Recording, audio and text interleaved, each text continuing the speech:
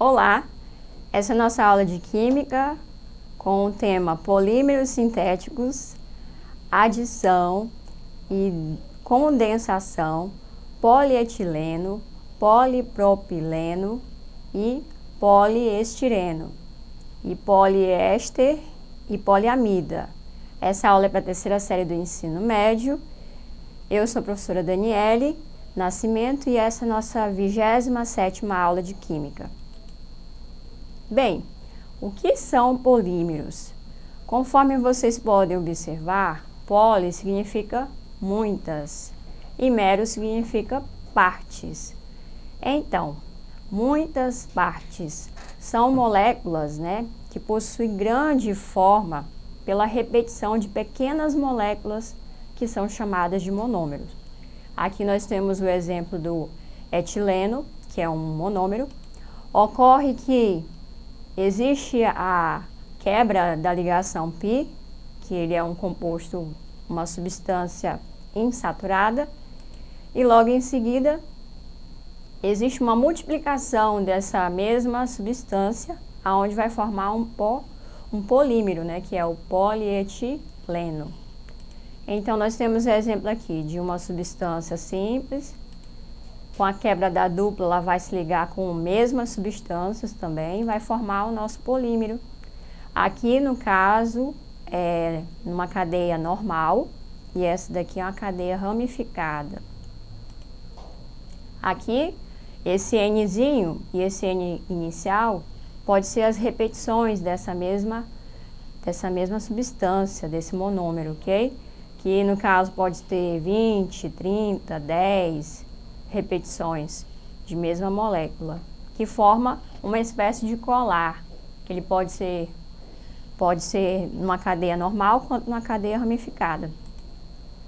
Então, os polímeros, classificação dos polímeros, eles podem ser naturais, que são produzidos por processos naturais, como a celulose, as proteínas, o lácter que vem também da borracha, da seringueira. E também ele pode vir os polímeros sintéticos ou artificiais, que é o que nós vamos estudar agora. Vamos nos aprofundar. Então, são produzidos em laboratório, como nylon, polietileno, polipropileno, poliestireno, poliéster, poliamida, além de outros também. Nós temos aqui os tipos de polímeros sintéticos, que são desde termofixos ou termorrígidos. No caso aqui são formas de cadeias orgânicas que não são renováveis, são mais rígidos, ligações cruzadas, como exemplo dessas substâncias aqui, o poliuretano, baquele, borracha vulcânica, silicone, entre outros. E tem os termoplásticos, que são com cadeias mais flexíveis, maleáveis. Ocorre também uma certa facilidade para ocorrer uma reciclagem também, que no caso é a celulose, exemplo da poliamida, polietileno, policloreto de vinila, entre outros. Bem, nós temos exemplos de polímeros sintéticos aqui, como a imagem ela vai mostrar, nas roupas, tecidos, toalha, bicho de pelúcia. E quando você vai olhar, às vezes, o código do material, você vai ver lá que existem restrições que precisam ser cumpridas para não danificar esse material, que é um polímero, que é formado por polímero, como aqui que você pode observar que não pode passar ferro, entre outras recomendações. Bem, outro tipo de polímero bastante visto nos nossos dias são as garrafas PETs e também os materiais plásticos, onde você vê que existem códigos de identificação do plástico. E para diferenciar um pouco essa relação desses tipos de polímero, eu vou falar para vocês que a garrafa PET, ela não tem a capacidade de ficar por muito tempo com uma quantidade bem cheia, no caso de gasolina ou combustíveis, porque no caso o combustível vai acabar danificando o plástico ou ele vai acabar ocorrendo a evaporação da gasolina. Então, existem os polietilenos de alta densidade, que são garrafões, né, que são específicos para conter combustíveis voláteis, aonde existe uma maior quantidade de carbonos na sua cadeia, né, na sua quantidade de polímeros, ok? Então, existem também os brinquedos também que são feitos com material pela junção de polímeros, no caso, através de reações de adição. Como vocês podem ver, o polietileno ele é muito utilizado na nossa vida cotidiana, através dos brinquedos, sacos plásticos, materiais plásticos, né, que condimentam alimentos. Então, é bastante utilizado no nosso dia a dia os plásticos. E aqui nós temos o polietileno ou polímeros etilênicos, né, que também derivam do petróleo, gente. Nós temos os polímeros sintéticos, que também são baseados em reações em processos de vulcanização, através do material natural, que é a borracha natural, que ela passa por um processo onde ela tem 3% de enxofre na catalisação dela, para poder produzir ela ficar mais resistente. Nós temos também, além da vulcanização, o exemplo de polímeros do nosso dia a dia, que está desde os tecidos, né, como lã, seda, algodão, poliéster, poliamidas, poliuretanos também, que são utilizados, como você pode ver nessa imagem de tecelagem. Nós temos a questão do tecido. Quanto maior a quantidade de fios, mais caro vai ser a roupa que a pessoa vai comprar numa loja, né? Então, isso vai determinar também a qualidade do material, né? A questão dos fios que são usados para fazer a própria roupa. Nós temos os polímeros sintéticos na classificação deles, que são polímeros de adição nos sintéticos e também os copolímeros. Nós temos aqui o exemplo de uma substância aqui, uma cadeia simples, que ela tem uma dupla ligação, na presença de um catalisador e numa pressão específica e calor, ela vai fazer a junção, né, de várias partes com a mesma substância, com o mesmo monômero.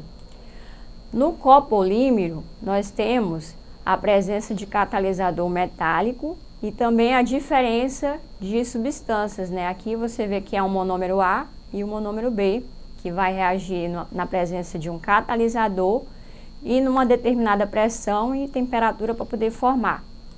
O polímero ele vai se basear na quantidade do N aqui, ó, pode ser 10, como eu falei, 20, 30, independente, pode ser a quantidade bem elevada. E aqui nessa outra cadeia também, uma repetição, formando, no caso, esse colar que eu falei para vocês. Nós temos aqui o exemplo da síntese, né, do polímero de adição, que no caso é uma forma de compactar, né, adicionar. Exemplo aqui nós temos o etileno e o polipropileno também, que tem pressão e temperatura e um catalisador específico para poder ocorrer essa reação, que ocorre muito, principalmente no petróleo, gente. Temos aqui a quantidade do N, que vai variar dependendo da cadeia, né? Se for uma quantidade bem elevada, ele vai colocar aqui, ao invés de fazer o desenho da cadeia, né? Então, ele vai simplificar através dessa quantificação. Nós temos aqui o exemplo da adição, onde vai existir uma quebra da dupla, como nós vimos, que é o polipropileno, e vai ocorrer numa pressão, temperatura, através de um catalisador, ele vai formar essa estrutura aqui, e que vai se delimitar também a questão da quantidade, né? Pode ser uma infinidade de quantidades para poder produzir esse polipropileno. Nós temos outro exemplo também, que vai ocorrer a quebra dessa ligação π, nas condições ideais para poder formar essa estrutura, que vai delimitar também a quantidade de acordo com o tamanho do polímero. Aqui nós temos os polímeros sintéticos, que são utilizados principalmente no silicone, né? Você pode observar que essa estrutura aqui, ó, ela vai se repetir várias vezes, que é o silicone, que é utilizado também, né, como prótese, também como materiais de criança, né, no caso, mamadeira, chupeta. Aqui nós temos o nylon, né, que ele é utilizado também em barracas, na construção.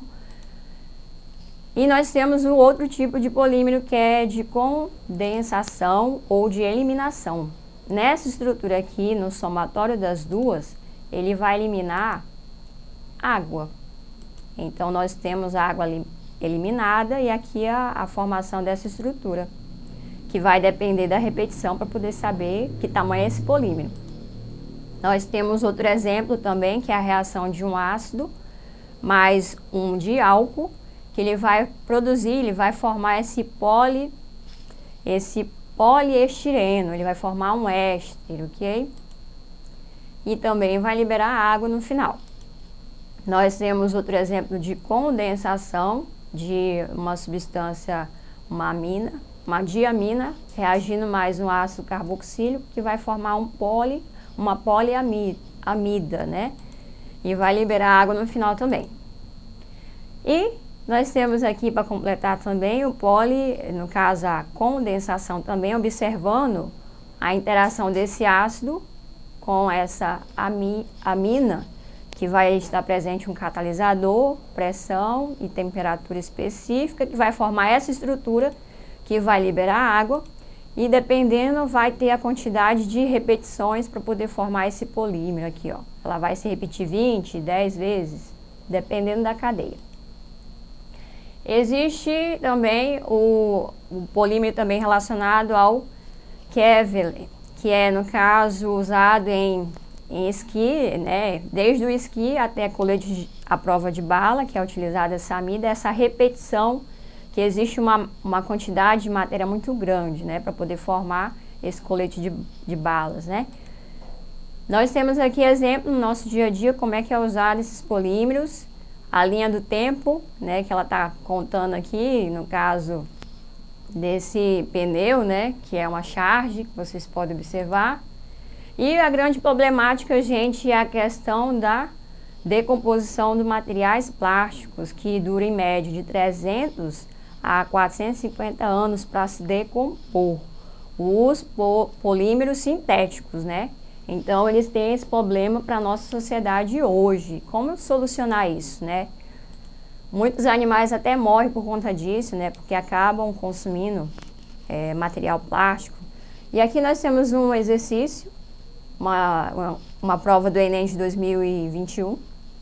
E ele está querendo saber como que vai formar essa substância aqui. E nós temos a eletrólise, né, que é um processo onde vai sair o hidrogênio para poder formar o quê? Essa substância aqui, né, esse aldeído, através da eletrólise, que é o ramo da eletroquímica, que se baseia na questão da carga eletrônica, né? O cloro é mais eletronegativo. Bem, pessoal, por hoje a nossa aula nós terminamos por aqui. Acessem a plataforma Eduque e até a nossa próxima aula.